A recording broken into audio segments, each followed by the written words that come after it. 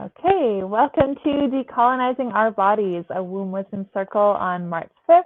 I'm Lana Parra, and this is Johanna Rivera from Wild on the Moon. Hi. So, Johanna, you can share a little bit about yourself. Thank you. Yeah, thank you. It's really exciting to be working, together in these womb wisdom circles and sharing a little bit about, our work. And so my focus is working with women, and it's a work in progress. I keep redefining myself, but what it's coming, it's this weaving of earth and womb wisdom and creating a space. The Wild and the Moon is a space for honoring our bodies and our cycles, and celebrating ourselves and the cyclicity of our body, and having a different language to articulate our experience as female bodies, in a way Mm-hmm. that is honoring the cycles and the sacredness of women's bodies. Mm-hmm. And I think that's why we have so much resonance between us and our work, right? Really, I feel very committed to honoring the sacredness of our bodies too. And I feel that in our culture, we have so much emphasis on the mind and our thinking, and that we identify with those parts of ourselves, and we always feel, or not always, but often feel very separate from the rest of our bodies. So I've, through my work in holistic reproductive health, I'm very much focused on helping people really learn to listen to their bodies and view symptoms as signs, like little flags from their body saying like, hey, I need help, I need some attention, I need a little bit of care, and helping people learn how to listen to those symptoms and signs, and and respond to them and feel better and more empowered by their bodies. Yeah, I love that, So, and removing the pathology, part. totally, totally, yeah. Yeah, our bodies are really just, they're our greatest allies, is one of the things that I like to say. And even if it doesn't feel that way, that a lot of the symptoms are just adaptations to whatever is going on. And so sometimes they just need a little bit of support with those adaptations. So, all right. Well, let's get into decolonizing our bodies then. So, yeah, do you want to share about decolonization? Yeah, it's a very big topic that I've been reflecting for the longest time. So when we talked about doing this circle, I was like, yes, yes. Decolonization might be a term that's kind of loaded, and it's related to when others take territory without consent. And so, in this sense, I talk about decolonizations are our bodies, our territory being colonized, or how, in other words, the female body is oppressed in terms of, yeah, the ways culture and politics and economy, have a load and an oppressive, uh, yeah, way or take on women's bodies. So, in terms of, decolonizing our bodies, which maybe is the next slide, it's recognizing that our body and our sexuality goes beyond reproduction, and the ways that science, philosophy, religion take it just like a reproductive aspect of woman's biology and remove sexuality. And so sexuality, for example, in the culture, is like about shame and fear and taboo of our sexuality. In the politics, is about how about we speak about sexual and reproductive rights. It's about right to abortion, right to quality medical care. And in the economic aspect is how and who benefits from oppressing our bodies, and the way we speak about our bodies being a certain way. So women are forced to have certain surgeries to look in a certain way. uh, how medicine, it's the private aspect of medicine makes certain, uh, decisions to be made to benefit those medical system economically. So those are some of the kind of broader aspects of it. And also another part is how female bodies have been defined in terms of the male body. Like Mm. in, for example, back in history, in philosophy, Aristotle defined male bodies as the fire and women as the water, so hot and cold. And then Galeano went into, woman, defining woman genitalia in terms of like an inverted penis, like on the inside, like an undeveloped penis. And also later Vesalius, the father of modern anatomy, also defined, you know, the vagina in terms of like, something as serving the male body. So that's kind of, I think, the part that will focus today in how to rethink and rename our Mm-hmm. bodies, and Mm-hmm. to talk about our bodies and our sexuality in a way that is not shameful, that is beautiful, that is pleasurable, that is freedom from all those taboos. How do we talk about menstruation? How do we talk about breastfeeding and menopause and birth, in our terms, in terms that Mm-hmm. are supportive to our experience? Mm-hmm. Mm-hmm. So I don't know if you Yeah. have something else to Yeah. add to that. Yeah, I mean, I think that's beautifully said. And yeah, like I just remember reading, like I actually studied philosophy for my bachelor's degree, so I read Aristotle quite a lot. And yeah, I remember reading that he defined females as deformed males, right? So that it was like this. There's the default, and then the like altered state is the female. And yeah, I feel like there's this assumption almost in our culture that we think, oh, that was back then, and we don't have that lingering effect or that lingering kind of attitudes towards our bodies anymore. Like there's this idea that almost that we're like we're awakened and we're beyond that. But I often will trace, like examples throughout history of how this is still very much a part of our present day, right? So that was Aristotle, and then much later we had the idea of hysteria, which hyster meant uterus, hysterectomy, etc. So hysteria was this idea that any issues with females not kind of acting in the way that they were supposed to would be blamed on the uterus moving through the body and kind of causing those issues. And so if someone was hysterical, it was very much about their wombs.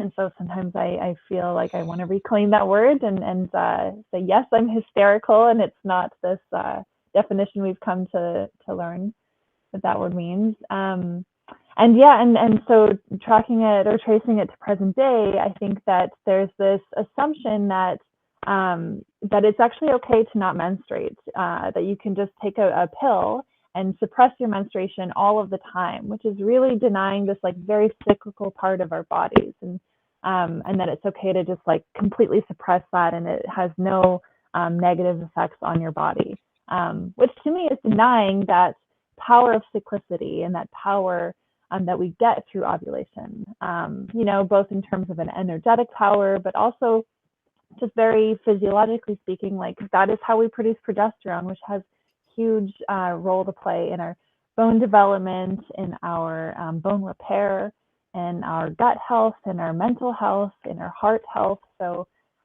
when we suppress that and we no longer have that same progesterone production, or we think that we're getting progesterone from our pill, which is actually a progestin and isn't anything like progesterone. Yeah, I feel like that is a very present day example of how our bodies are still can often still be colonized. So yeah, I do think that this topic is a big one, as you say, and I'm excited for diving a little deeper with you today. So Yeah. yeah, so we start with reclaiming the naming. Yeah, this is I mean, I wanted to share first another example that we were talking before Mm, mm, recording, and is this idea of breastfeeding and feeling kind of I don't know what, guilty, or like someone is looking at us like shame. Yeah, actually, mm, maybe shame, feeling ashamed of breastfeeding, which is just giving food to our babies in a mm, public space because we fear that mhm, it's going to be criticized, that it's going to be, like provoking someone or mhm, something. And I speak about the context of my Latin American cultural, baggage, which when I came to Norway, I completely, was like mm, my mind, open in a completely different way. But I had to go through that deconditioning, decolonization of my own beliefs. So yeah, mhm, that mhm, just like mhm, a um, story from my experience. And so I was, because of that, and that search for that decolonization, I came across the work of many Latin American collectives that were working with body literacy and reclaiming this wisdom and this knowledge of our body. So I was inspired by Pabla Perez San Martin, which is I think she's from Argentina, I'm not sure, but so she wrote this book, the Manual of Natural Gynecology, and she proposes a renaming of our cells, of our genitals. And so first I wanted to do a review of what we, mm, know as the common names of the external genitalia. And then we go into the renaming. mm, So the amount of Venus, for example, that you can see the picture here. Then we have the clitoris. We have the parauretral glands that are called skinny glands, which is the name of a male. We have the outer labia and the inner labia. Sometimes was called minor and major, but now we have subscribed to outer and inner because there can be differences. The mm, minor can be major and the major can be minor. So outer labia and inner labia, there is the vaginal opening, and then there is the Bartholin glands, which are also connected to the skinny, not connected, but both the skinny and Bartholin glands are like se- se- how do you say? They Secrete? secrete, Yeah. yeah, fluid when we Mhm, are aroused, and sometimes yeah, ejaculatory, yeah, there are our ejaculatory glands, if one mm, can refer in mm, those terms. And then there is, yeah, I said, the vaginal opening, the perineum, which is in between the vagina and the anus, and then the anus. mhm, So those are the names that we commonly will encounter if we go to a medical exam, a clinical exam. mm, And so mhm, there is the invitation to rename those from the work of Paula Perez Marin. And she calls, I have the list here with me. For example, she calls the pubic hair fragrant moss, the vulva the sea of knowledge, the Mount of Venus, adorable mountain, interior and exterior, the inner and outer labia, half moons, the clitoris, the sea of pleasure, the perineum, the bridge of power, the hymen, a flower bulb, mm, and I don't think I have the skinny and Bartholin gland, but I think, mhm, I mean, some call them the parauretral glands, mhm, maybe mhm, the pleasurable uh, glands, mhm, the something like pleasure that. center? Yeah. Yeah, yeah, yeah. I just want to share too that this image, so it's from this book celebrating vulva diversity by Hilda Atalanta. And I just really appreciate this book because we so often see a very, a very similar drawing of vulvas from book to book in a lot of anatomical texts, etc. And, all of our vulvas look so different. So this book really has like a lot of different kind of examples of what vulvas can look like. It even like opens up even more just to show that amazing diversity.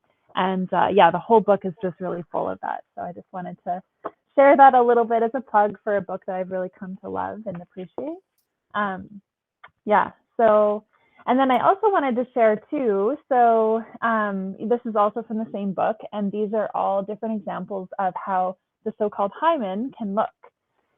And so there is this part of rape culture that I would say is still part of that, like the colonization that we have with our bodies, which is this idea that the hymen needs to break in order for, for sex to happen or for sexual intercourse to happen with the penis and vagina or fingers in vagina. And, to me, that's part of rape culture because the hymen doesn't actually need to break, right? These are all examples of how the hymen can actually be shaped, right? So it's this, the hymen, there's this movement in Sweden actually called RFSU. And so they are really trying to illustrate how hymens or how vaginal coronas, as they call it, can actually look. And so you can see that there's diversity in shapes and that there's this tissue. And when you're aroused, it actually will relax and open up enough to be able to be penetrated. So there is no breakage that needs to happen. And of course, like,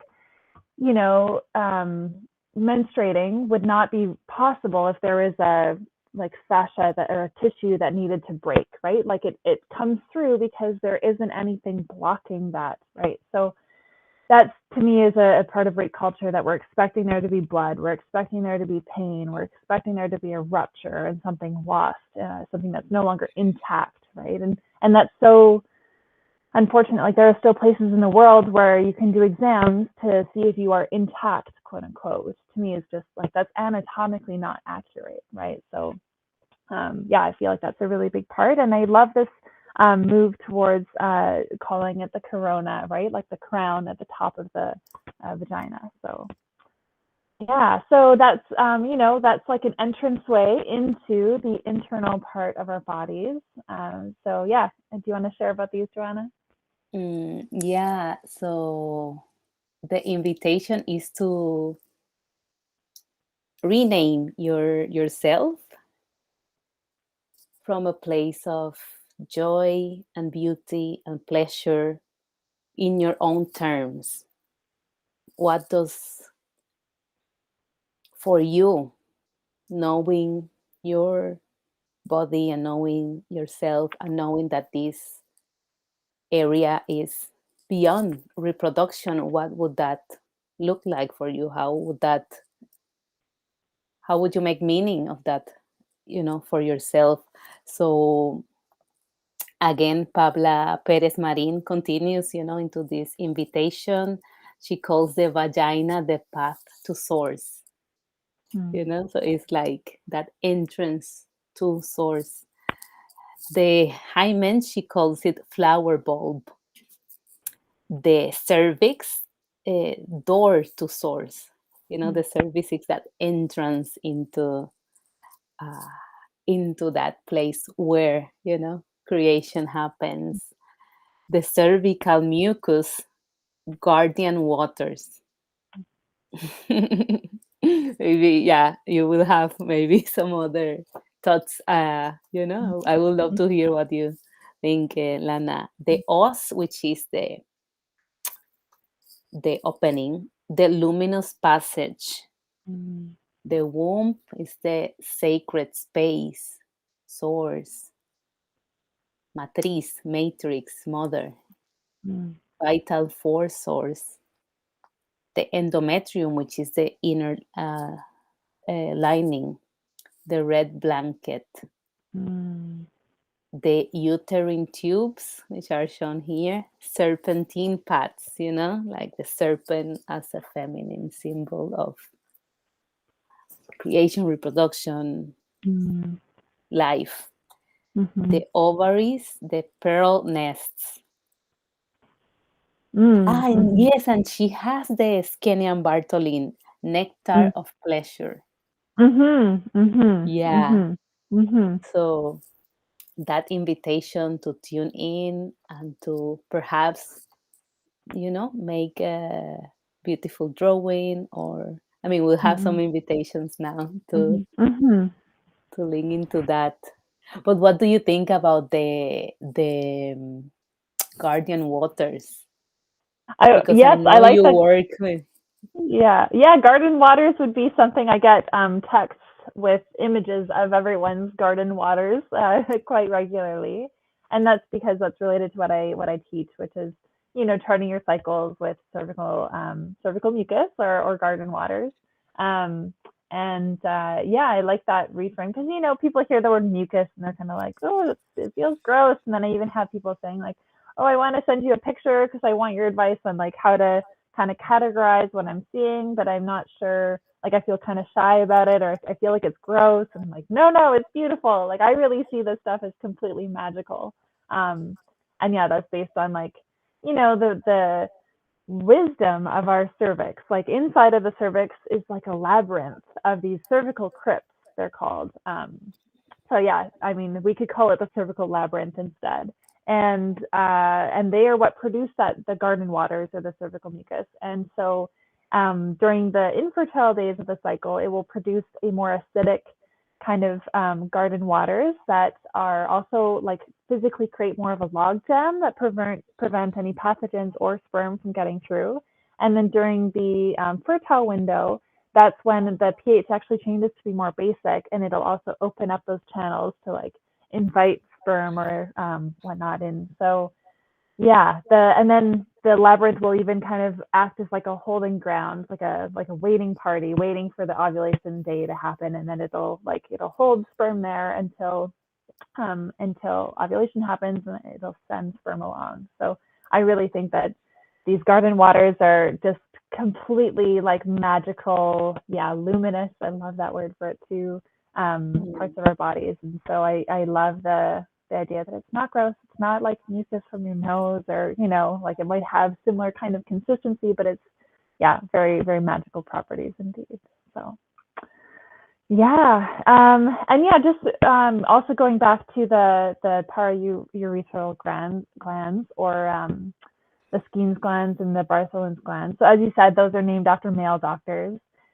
And there's this part of reproductive justice that I feel really strongly about, which is, like the importance of saying the names of the people who were actually experimented on by those glands, and often without consent, of course. They were slaves that belonged to those doctors. Um, and they didn't even have anesthetic. So there is this movement that is about renaming those glands after those women themselves. So the Skene's gland was renaming that to the Anarcha's glands, and the Bartholin's glands to Lucy and Betsy.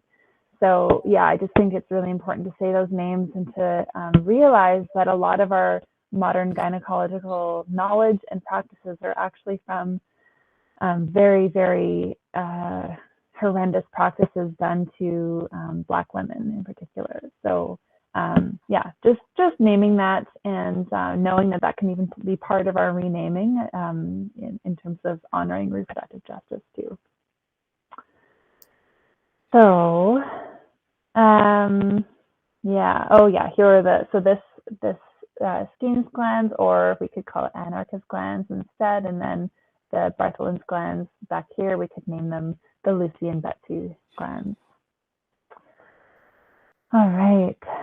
So yeah, here's that invitation. So you may want to pause the video now and yeah, just tune into what language you might use to reclaim and re-signify your body as sacred from a place of sovereignty, love, feeling, pleasure, connection, and respect, as opposed to in relationship to the male body.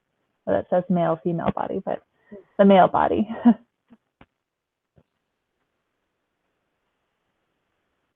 Do you want to share this one, Johanna? Sorry? You can share this creative practice now.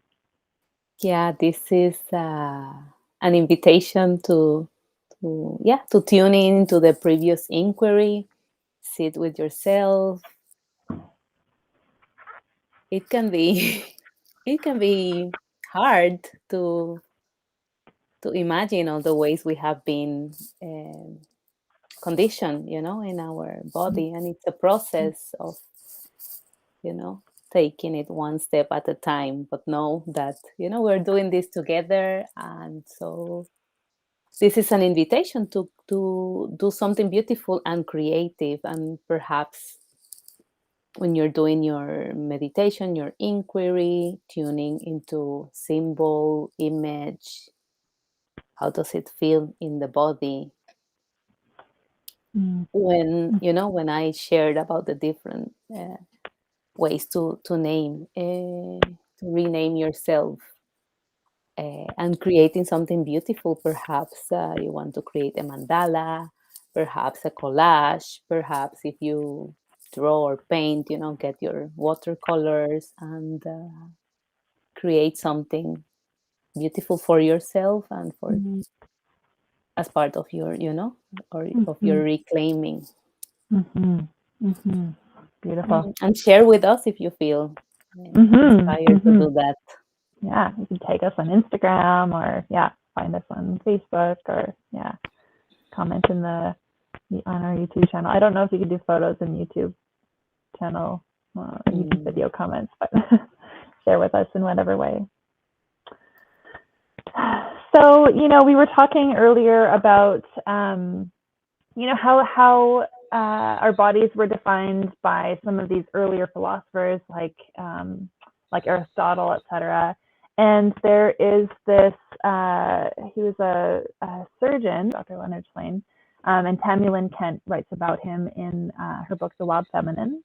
Shlain traveled to the Mediterranean and noticed that the demise of the goddess and the fall of women's status began around the time that people were learning to write. And so he hypothesized that it was perhaps this skill of writing that changed the brain structure so that the left hemisphere was reinforced at the expense of the right hemisphere, right? And so we know that left brain is often more like writing, kind of like math, whereas right is more like spatial and maybe artistic. And so it can even be a worthwhile practice to just try, doing a little bit of artwork with your left hand just to activate that right side of the brain too. So just tracing that back to where some of that perspective shift might have happened.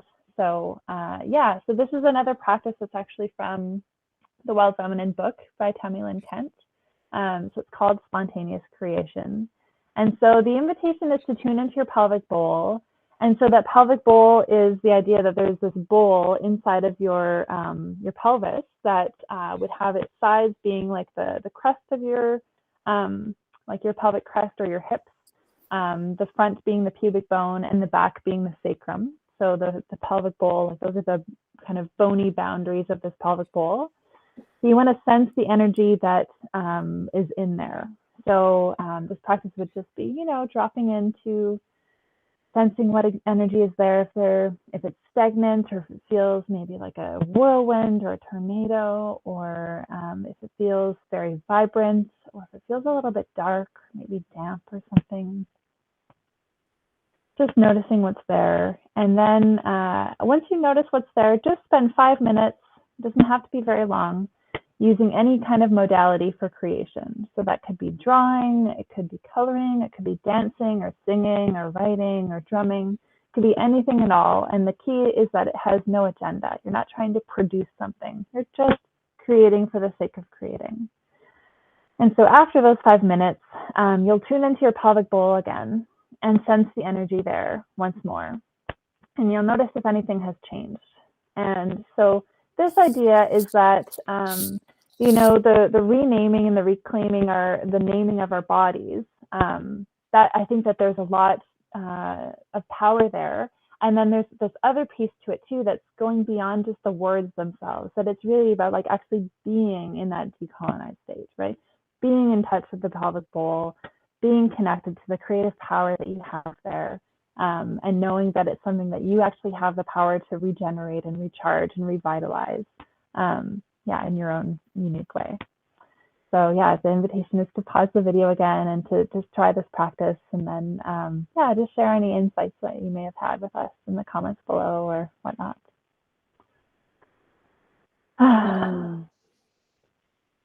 So here's one more invitation too about reflecting on what ways your body may be trying to speak to you about what it needs. You want to share more on this one, Johanna? Yeah. Again, I think as you mentioned in this way that we have been conditioned or taught about our body, we see discomfort and pain and as a hassle, of course, I mean, it is. If you are in pain and discomfort, it's not nice. But again, reframing that, what is this discomfort, what is this pain trying to tell me about my story, my relationship with my body? Language influences how we experience life and our body. So when we have these negative perceptions that our cycle is a burden, our body it's like it's just heavy, it's painful, instead turning that into curiosity. What is this pain? What is this discomfort trying to say? Perhaps I need more rest. Perhaps I need more to drink more water. In very basic physical needs. Perhaps it's more deeper emotional, that we need to take care about wounds and look into our, female history. So, what were the, what were the stories of our mother, grandmother? What were their womb stories? So, yeah, that's what I would invite those who are watching to look into. Beautiful. Yeah.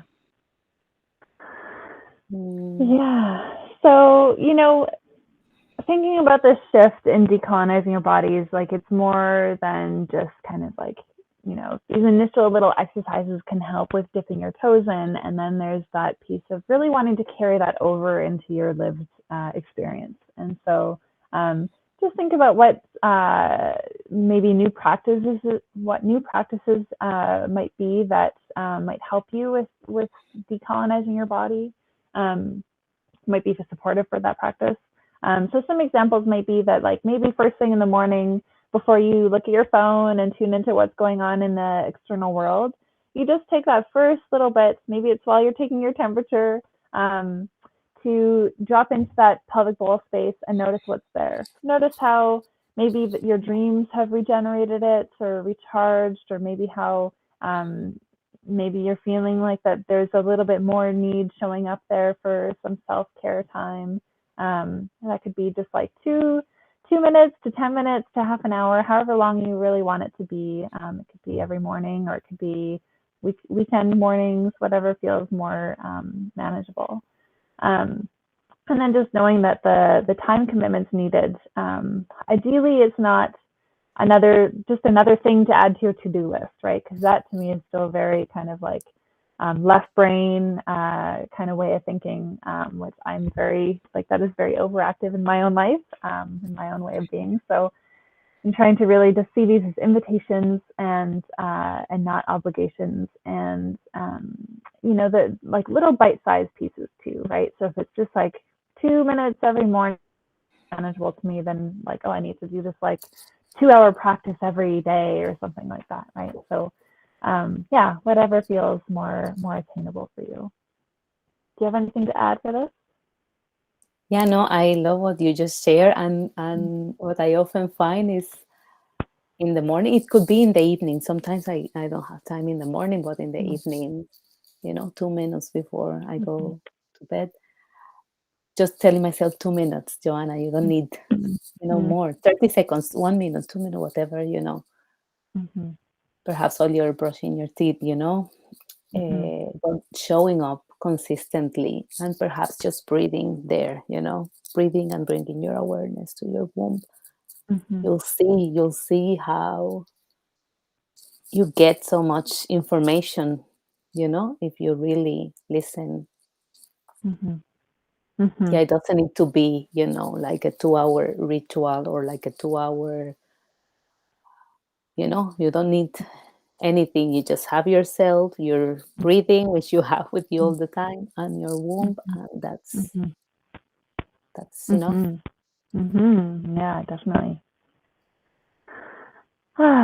So here were some books that have informed a bit of my perspective about both decolonizing our bodies, but also decolonizing how we view the world. Like Braiding Sweetgrass is just such a beautiful book, and she talks about Robin Wall Kimmerer is the author, and she talks about that there's often not there's not a way of talking about other beings of the natural world as an it or as like an inanimate object. There's like talking about them as like other kinfolk, and honoring their animacy and the fact that they do have the like spirit behind them. I love that. And then Wild Feminine is another book I rely on quite a lot for pelvic bowl care. And Tammy Lynn Kent is an author who she was a physiotherapist and found that there wasn't enough kind of blending and weaving together of the spirit and energy and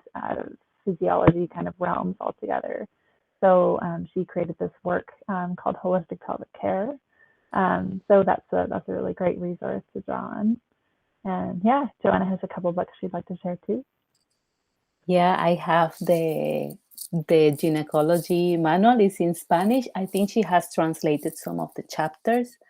So her website is Ginecosofia, Ginecosophy, .com, and I have it again in Spanish. And it talks about decolonization. It talks about the archetypes, which herbs are connected to the different archetypes. She's gone all over Latin America collecting those pieces of wisdom from the traditional peoples. And then she's added her own experience, and now she's studying midwifery. So this journey also transformed her life and her Mm-hmm. work. So yeah, this is one of my how I entered into this work. So I really love um, yeah, this kind of more traditional wisdom. Mm-hmm. And I think braiding sweetgrass, Robin Wall Kilmer also talks about the different ways of knowing and the emphasis on the Mm-hmm. scientific versus the indigenous knowledge. This is, in a way, in that similar line with women's health, with midwifery, with holistic, natural, gynecological health. And the other one is it's kind of like it's out of print. This book, I found it only because I was referred to it in another training. The hidden power of female sexuality, and it's a look from the traditional Taoist medicine, Chinese medicine, into the energetics. And it talks about, I mean, it's in a way that Chinese medicine network framework, but related to womb health. And it also has a lot of meditations to connect with the breast, with the womb. So I really have developed like a love for this kind of energetic side of you know Mm-hmm. uh, the womb, looking at the energetics of the Mm-hmm. womb. Mm-hmm. So yeah, Yeah, two, only beautiful. two. So I Yeah. put my two favorites. Yeah. Yeah. I mean, there's so many more too. I mean, like one piece that has actually really I'm just going to share it here. Is this book called Woman in the Body, and so this is an anthropologist. This is such an amazing book. Emily Martin, she just traveled around and just asked women to talk about their bodies in regards to menstruation, in regards to menopause, in regards to birth.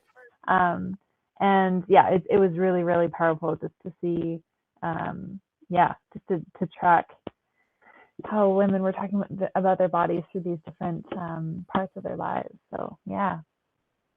I love this one too. Yeah. Oh, there's so much resonance because of all of our shared knowledge and research and education. So that's great. All right. Well, yeah. So to connect with us, you can find Johanna at Wild and the Moon, and then myself, just Lana Joy Parra, and that's on Instagram. And Johanna also has a beautiful website, and so lots of places to connect with us through. And Johanna's gonna offer a closing song for us. Thank you. I also wanted to say, if you're watching this before the 12th, I also have a free 3 keys to connect, 3 keys to unlock your womb wisdom. We'll be diving a bit more into womb wisdom. So if you are watching this before the 12th, you can join. I always like to weave a song because it's a way to come back into our bodies, and because song is it aligns our frequency, it harmonizes our body, it calms the nervous system. So I invite you to close your eyes, to tune in.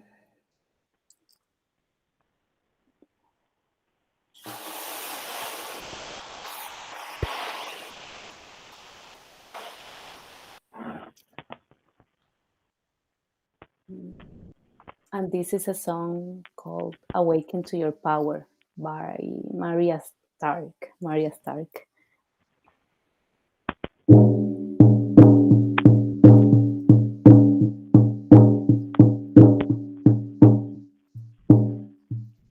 do I go to find images of woman a woman made?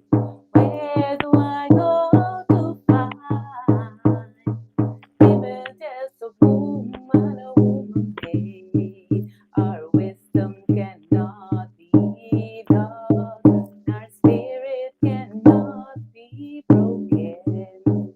Our wisdom cannot be lost, and our spirit cannot be broken. Our wisdom cannot be lost, and our spirit cannot be broken. Awaken to your power. Awaken to your power. Awaken to your power. Awaken to your power.